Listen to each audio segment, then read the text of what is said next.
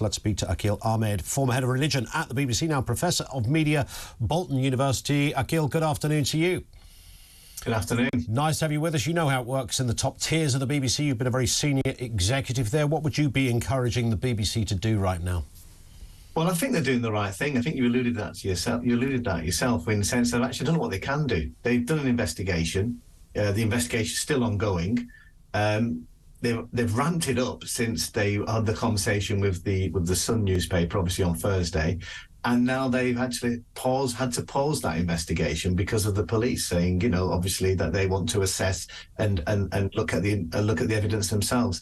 So I think they're in a very difficult position, because anybody who thinks that they can go out there and just name who this presenter is, I don't think they can. I don't think they're in that position to do that. Yeah. And I think also as well, I don't know, we've got to always keep reminding ourselves of this, that they've not done anything wrong. They have 22,000 members of staff, and if somebody does something that brings them into disrepute, then you know it's how they handle it. Now, I think there's got to be a very serious conversation, and I think Tim Davie alluded to this yesterday. Have a serious conversation looking at the processes from when somebody complained and as it went on. Was that too long? But, you know, they emailed, didn't get a reply. You know, they phoned, didn't get connected. I mean, you can have bad luck, can't you? These things can happen, because the fact of the matter is they were looking at it. And after that initial 29-minute conversation, it was escalated to the extent that this does need to be looked at, this does need to be assessed.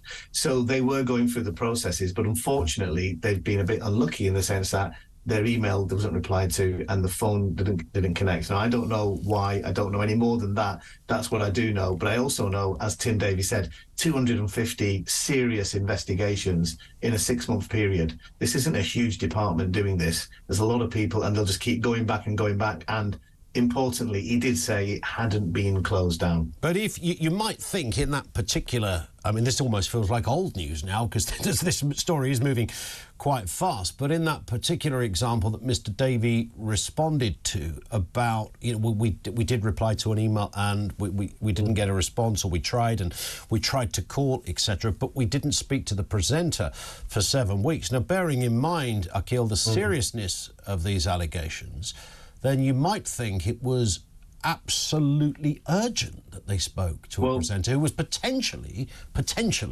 accused of a criminal offence here. Well, one, we don't know what evidence they were shown in May, yeah? So we don't know. We know that actually that it changed in last week. So we don't know that. But actually also as well, in terms of a process, and again, you know, all of us would want to work for people who actually follow a process rather than throw you under the bus straight away. They would have to find out more details and actually start seeing some evidence before they would then put that to the presenter in question. Because what are you going to have the initial conversation about if you've not seen any evidence? But there would have been, one would assume some, I mean, clearly there was the nature of the allegation, that there was a contact and it was a certain kind of conversation. They must have had the sort of broad nuts and bolts of that at some point. You've got to remember as well, Ian, the police also apparently had those conversations with the family, and they didn't feel that it was necessary for an investigation. But the BBC has you know, again, has duties of care in all sorts of areas. You might have thought, hang on, if we've got a presenter that is, you know, this is let's say no illegality took place, but recreationally, this is what this presenter likes to do, not a criminal offence, might be a bit unusual, but we therefore should talk to that presenter. And again, you know, once you've established the facts. Well, indeed, but you know, when it comes to bringing a company into disrepute, as you would know from your role in broadcasting, I sign a contract that makes me responsible for that area of life. I can't do anything that's going to bring the company into disrepute. Yeah, and if this person, it turned out, worked, for example, in children's television, then one would assume, based on what we know now, the BBC wouldn't want that person back on air. No.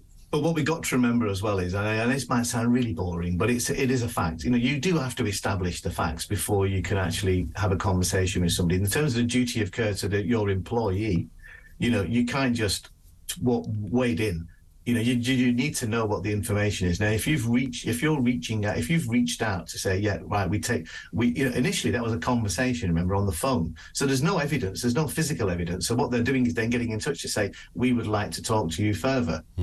Now, if at that point, once you've had those conversations, once you've maybe seen some evidence, then you then go to the presenter and say, look, we need to have a serious conversation. Because at that moment in time, you're actually, we're looking at this with the benefit of hindsight and post the Sun article, etc., and all the other things that have happened since.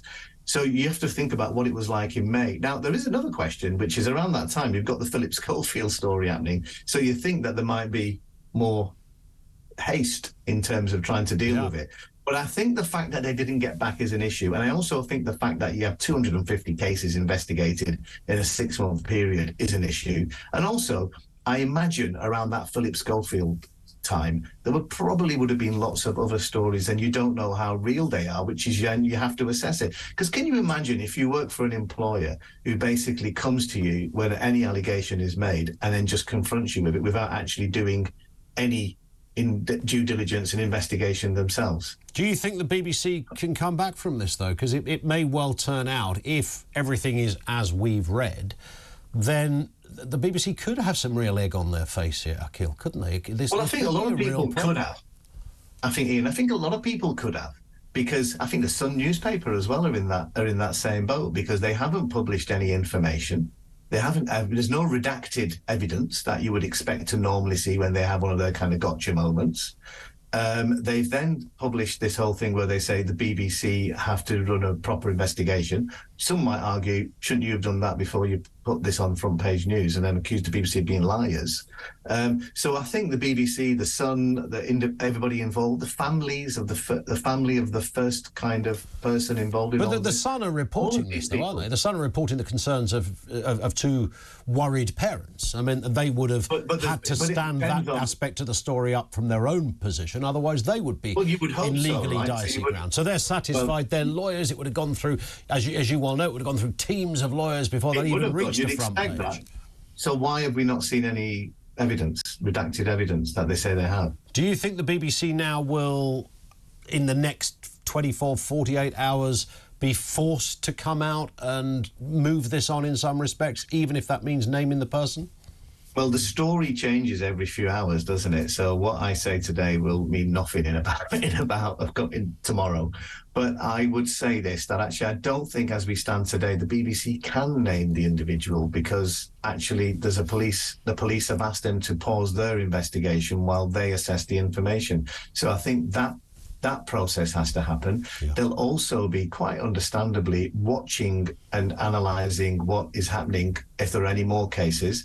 I mean, if we talked about this 2 days ago, we were talking about one individual.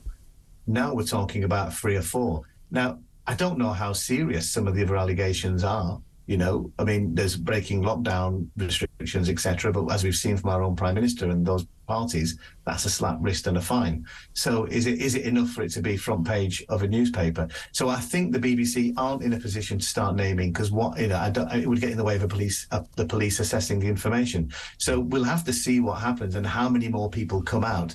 And of course, if somebody else, using whether it be parliamentary privilege or something else, somebody else names it, and actually then it becomes virtually impossible for the BBC themselves not to report on a story properly. There it is. Aaqil, thank you. Aaqil Ahmed, he's the former head of religion over there at the BBC.